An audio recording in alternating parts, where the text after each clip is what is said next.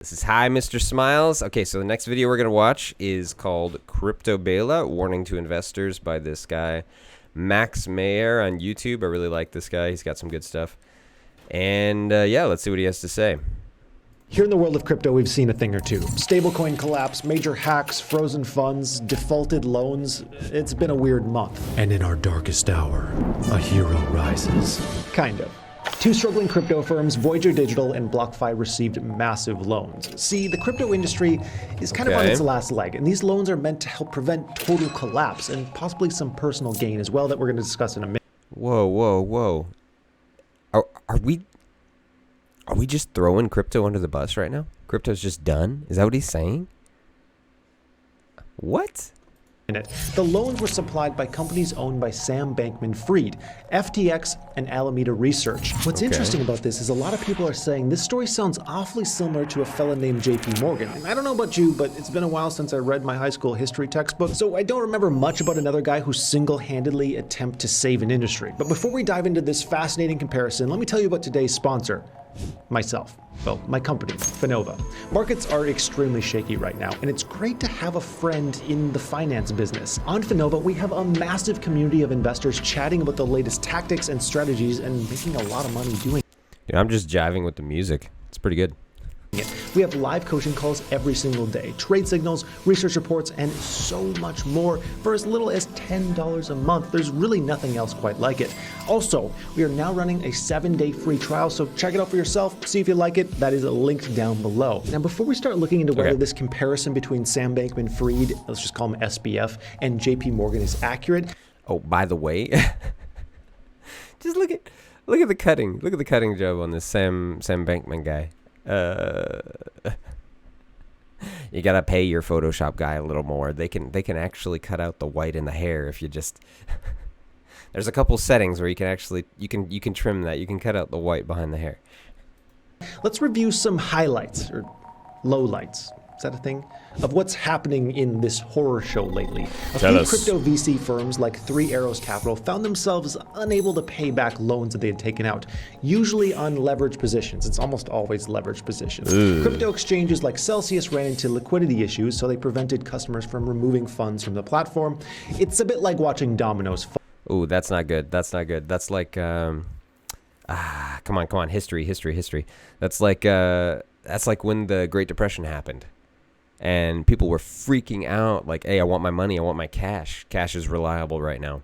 And they're running to the banks. That's why it's called a run on the banks.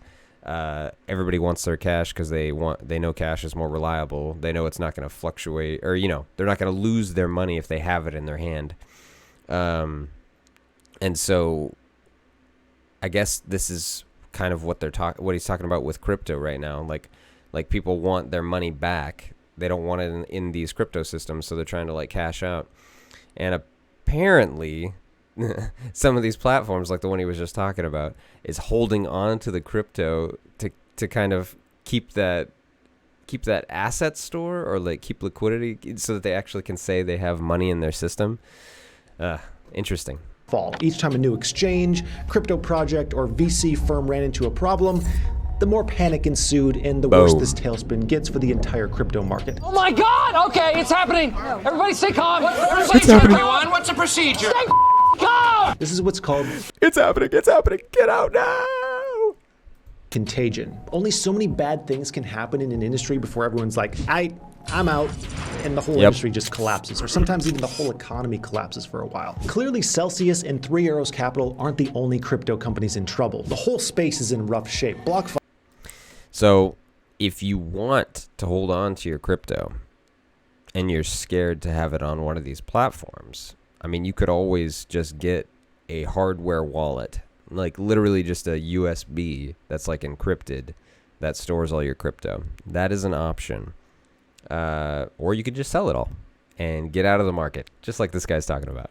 Everyone's favorite way to pay with a credit card and get Bitcoin as a reward, was also running into liquidity issues. To help solve this problem, BlockFi announced that. But just to be fair, let me throw this out there. I am not a financial expert. I know nothing about finances. This is all for fun. We're just watching and reacting. They had received a $250 million loan from FTX, Sam's crypto exchange. Just 3 days before that, Alameda Research, Sam's crypto trading firm, had agreed to loan Voyager Digital nearly $500 million in crypto assets. Half a mil? You might be asking yourself, why would SBF float these loans to his competitors? Well, he actually had a really good reason. In a recent interview, SBF said, "I do feel we have a responsibility to seriously consider stepping in, even if it's at a loss to ourselves, to stem contagion." Nice. Here is where the comparison to JP That's actually really cool. That's a cool side story there. Like, just to support this, like, I guess you could say inner economy, because I don't know, crypto's kind of separate. It's tied, but it's like separate to the regular economy in a way. And just to support this like inner economy, one of the big guys in the game is like, yeah, dude, yeah, I'll loan you some assets, blah blah blah, just to keep other players afloat, so that like people can see there's still players in the game and they don't just completely give up, I guess, is the idea. Morgan comes in. SBF appears to be bailing out the crypto industry by keeping major players in business, because if they failed, it would lead to a mass sell-off of assets, further depressing prices and making things worse and worse. Right. Contagion. So it turns out JP Morgan did something pretty similar back in his day. See, this company called United Copper went bankrupt in 1907 because of a failed attempt by these two Wall Street bankers trying to corner the copper market. Okay. When their attempt failed, people began to withdraw funds from any banks or trusts associated with those two copper fanatics. Then, in the same weekend, two brokerages and a bank imploded on themselves. This was extremely bad back then because no bank account had FD. Wait. And that was in 1907. And that sounds really bad. Like that was well before the Great Depression, which was like, I think that started in 1929. Is that true? We're going to do a quick search here. Great Depression. Yeah. So 1929, and so about 10 years. I went to 1939. Dang. Okay. FDIC insurance like we have now. So news spread and there was complete panic. People yanked their money out of the stock market and banks in fear of losing it all. And because banks don't keep 100% of deposits on hand, they can completely run out of cash and collapse. Right. This is what's called a bank run. And here's a fun fact I just learned. I was just talking about this, a run on the bank or a bank run. Banks actually used to use this sneaky tactic to slow the draining of money out of the bank, where tellers would intentionally give customers back their money as slowly as possible. The whole thing got so bad that President Roosevelt became involved in trying to find a solution. So he phoned up the richest guy he knew, JP Morgan. He was like, yo, JP Morgan. Here, Pont, can you fix this? I don't know how Roosevelt sounded. And Morgan was like, sure, I guess I got nothing else to do. Thanks, YouTube. Love the ads. So JP Morgan pledged his own capital and called together the most influential banks and trusts to all meet at his private library to work together and solve this issue. Think Tony Stark calling together the Avengers, or... That's crazy. Like, you literally just have like the richest guy in America on speed dial, just like, hey, yeah, we need some help because money is not flowing. And when money's not flowing, people freak out. And the dude's just like, yeah, I'm filthy rich. I'll help. Sure. Captain America, maybe, or Samuel L. Jackson. Anyway, the dude had some sway. He suggested that the largest banks invest in their smaller competitors, decide which banks would have to be sacrificed, and work together to make concessions for the good of the country, and probably make money while they're at it. So he locked them inside the library until they could come up with a plan to reestablish faith in the banking system. Well, he played solitaire in another room by himself. In the end, crisis was averted and people began putting money back in their bank accounts. And the thing is, this was the second time JP Morgan helped to avert a total economic collapse. Wow. The first time was during the Panic of 1893. This time around, the US Treasury was running out of its gold reserves, which backed the US dollar. At the time, gold could be exchanged for dollars at any bank, and many foreign investors were doing just that. This spooked the American citizens and things were falling apart. And mind you, the unified US dollar was only around for like 30 years at that point, so it was kind of new. So with the permission of President Cleveland crazy. and a loophole created by the Civil War, JP Morgan Morgan gathered this team of international investors who agreed to buy US gold bonds in exchange for gold. And this reestablished trust for the dollar and avoided economic collapse. I don't know about you, but after looking at how much JP Good old gold bonds. You want a representation that you have gold in your hand, but you don't actually have gold? Gold bonds. Morgan actually did and the amount of influence he was able to wield, it kind of seems like this comparison is falling apart a little bit. Like, yeah, SBF loaned some money to a few competitors to slow bleeding, but JP Morgan saved the freaking economy twice. However, as I dug deeper into the bailouts, I began to see more. No. I think it's a fair comparison because, like I said, well, if you look at it from this perspective, it's a fair comparison because, like I said, the crypto kind of economy is like a sub-economy. And so what he's talking about is like, oh, it's not a fair comparison because JP Morgan saved the whole economy.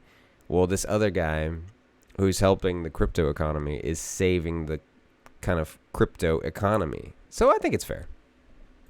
More similarities. They both used chaotic circumstances to build their own empires. Throughout both the panic of 1893 and 1907, JP Morgan gave out loans to banking competition, rival railroads, the man was super into railroads, and even industrial competitors. Through this process of swooping in when others were struggling, he established America's first billion-dollar company, US Steel. And the plan was simple. Offer a loan to struggling competitors, but include some stipulations, like if you go bankrupt, I get full control. That's crazy to think. The first billion-dollar company. And now we've got trillion-dollar companies. Freaking Apple. I mean, I'm sure there's a couple more. Like, I think Tesla's like market something. Okay. I'm not gonna. I'm not sure. But I know for sure like Apple is trillion-dollar company. Like, that's crazy. The first billion-dollar company, and now we're into the trillions. Control of your company. The consolidation became so popular that the process became known as Morganization. SBF seems to be doing something similar, just in a more narrow space. Let's enter into a state of Morganization. In addition to extending loans to Voyager Digital and BlockFi, FTX also acquired the Japanese crypto exchange Liquid Global. And it turns out in August, FTX had loaned Liquid Global $120 million following a hack where Liquid lost $90 million. Then in August 2021, FTX US acquired Ledger X. In May 2020, they acquired Blockfolio. Then Sam acquired a 7.6% stake in Robinhood. This acquisition boosted Robinhood stock by 36%. Bloomberg actually reported that FTX was on the verge of buying Robinhood, but they since responded that there are no active M&A conversations with Robinhood. Okay. Note the word active. Now, while writing this video, news was released that Morgan Creek Digital is raising money to counter FTX's offer to BlockFi. It turns out that FTX would be able to acquire BlockFi for next to nothing if they were to go bankrupt. Sound familiar? Dang. And Morgan Creek, as an early investor in BlockFi, would get the short end of the stick if that were to happen. Also interesting is that BlockFi chose to work with FTX as they were the This guy talks so fast. I'm just trying to absorb everything he's saying. Holy crap. This is really interesting, though. I'm enjoying this. only offer that protected clients' funds, which is totally nice to hear. Update, while this video was being edited, some news came out that FTX could soon purchase BlockFi, exactly what we expected. Now this could be closed by the time you see this. The purchase price would be up to $240 million depending on performance, and this is down from their previous valuation of $3 billion just a year earlier. Update. Oh, that's a big drop in value. 3 billion down to 240 million. Oh, wow. On the update, the deal went through. Nice. The similarities between how both of these guys got even richer in the middle of chaos seems pretty clear, and you find this all over. Rich people tend to set up their base to make money in bad times when the opportunities are there. But the most That's a, I guess you could say like a helpful tidbit, or something an opportunity you can grab if you so choose. Again, no financial advice here, not a financial expert, but what others have said is that if you wanted to invest your money in the stock market, into new ventures, blah blah blah, the best time to do it is when everything is crap. kind of feels counterintuitive because it's like, oh, I want to hold on to my money. I'm not so sure about things. But yeah, that's what they say. Compelling similarities I found between these two required an understanding of their character and goals. This helps highlight their real intentions. JP Morgan was born into the business world. His dad was this prominent banker. However, he was really sickly as a child and couldn't go outside and play with the other kids, so he'd just stay indoors playing solitaire, studying, and reading financial statements. He was either going to be a mogul or a supervillain, and one of those two happened. But as a titan of banking and railroads and steel industries, JP Morgan believed that consolidation of these industries under the guidance of an honest and capable person would improve efficiency to the benefit of everyone. That's so interesting, those types of stories. Like, you could not be sickly and have a normal childhood, grow up playing with kids outside, and he never would have turned into the, like, business magnate that he did, this JP Morgan guy. But because he was sickly and he just stayed inside and read stuff that his father cared about, he's like just trying to relate to his father, trying to, I don't know, make something that he can talk to his dad about, something like that. And I'm just guessing, I don't know if that's the reason, but just because of that situation, like, I'm stuck inside, I might as well, try and create a relationship with my dad where I can like relate to him on these financial documents. He becomes this huge, rich ass dude. Morgan, even to his detractors and competitors, was widely known as being pretty honest and direct. While SBF's parents were not banking masters, they are both law professors, and they did instill in him some of his core business values. Barbara Freed, SBF's mother, describes her husband and two sons as take-no-prisoners utilitarians. She says the ethical goal of utilitarians is to maximize the total well-being of the world's people, and for some animals as well, that the goal leads utilitarians to focus their efforts on helping people in the direst straits, and on policy interventions that will lower the risk of existential threats to present and future generations. Sounds pretty good. Yeah, that's a good policy. I like that. Nothing wrong with that. SBF has adopted an ethos of effective altruism that urges people to use their time and resources to bring the greatest good to the greatest number they can. He believes that by creating the most wealth possible, he can help the most people possible. So not only do... That's actually a really cool outlook. Create the most wealth possible to help the most people possible. That's kind of how I look at it too. Like, if I was rich, it wouldn't be to hoard all of the money. It would be to spread it. Like, okay, let's create some programs. Let's create some organizations. Let's set people up. Let's help people start businesses. Like, that's the way to do it. It's not to Scrooge McDuck it and have a freaking massive safe where you swim around in your money and never do anything for others, just for yourself until you die, and then all of your money, what does it even matter anyway? You're gone. SBF's goals seem to reflect JP Morgan's belief that consolidation and expansion of one's business empire can be moral good, but like Morgan, he is also known for being pretty earnest and truthful. SBF's college friend Adam Yedidiah said that SBF is charismatic and that people knew he meant what he said. He seems like a pretty chill billionaire. However, even though FTX has sponsored my videos, I can't quite let them off that easy. I buy it that wealth in the right hands can promote ultimate good, and I totally believe SBF will do good things with his money, but we can't ignore personal desires as well. Bailing out crypto companies is in Sam's own interest. If the crypto market totally collapses, he's going to lose. Right, he's already in the crypto market. Like, of course, he's trying to help because he doesn't want his ventures to fail. It makes sense. Far more than the billion that he loans out. Plus, if those companies go under, he gets assets for pennies on a dollar. And of course, he just wants to win as well. When you're a billionaire, having money isn't even remotely a problem. But you can still win new battles and win new business. And that's what he's doing. And it's not necessarily bad, it's just human. If I were SBF, I'd say yes. I'm helping to save this industry. Yes, it's probably good for all of us, but I'm also protecting myself. I don't want to lose either. And people would be like, yeah, bro, I get it. I like money too. And they'd move on with their day.